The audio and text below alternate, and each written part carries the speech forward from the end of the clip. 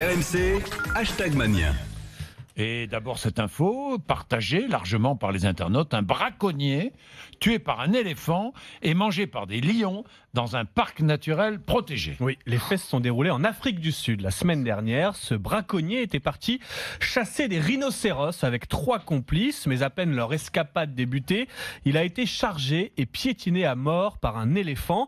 Ses 3 amis ont courageusement pris la fuite et prévenu les autorités qui n'ont retrouvé que son crâne et son pantalon déchiquetés 2 jours plus tard.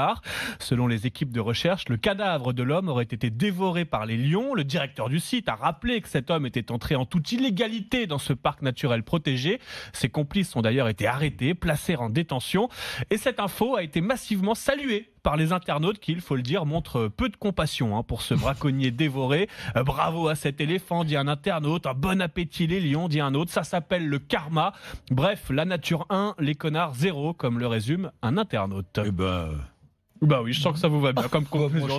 Non, mais attendez. On a du mal à pleurer cet accident. J'ai du mal à le pleurer. Il connaissait les risques en y allant. Ben évidemment, faut arrêter. Le groupe de rap PNL a battu des records d'écoute ce week-end sur les plateformes de streaming. Oui, on a parlé vendredi de la sortie de leur très attendu album baptisé Deux Frères, le fameux clip tourné sur la Tour Eiffel.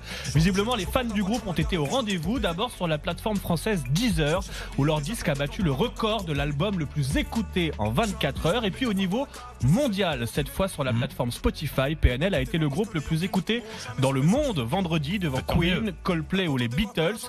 Performance inédite pour des artistes français, un groupe qui, rappelons-le, n'a toujours pas donné la moindre interview, muet dans les médias traditionnels, mais très actif sur les réseaux sociaux, ce qui leur a permis de rassembler des centaines de fans vendredi soir sur les Champs-Élysées, que le groupe a parcouru sur un bus à Impérial façon champion du monde.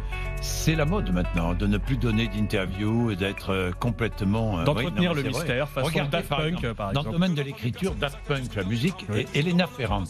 Oui. Vous connaissez Elena Ferrante? J'adore. Vous adorez.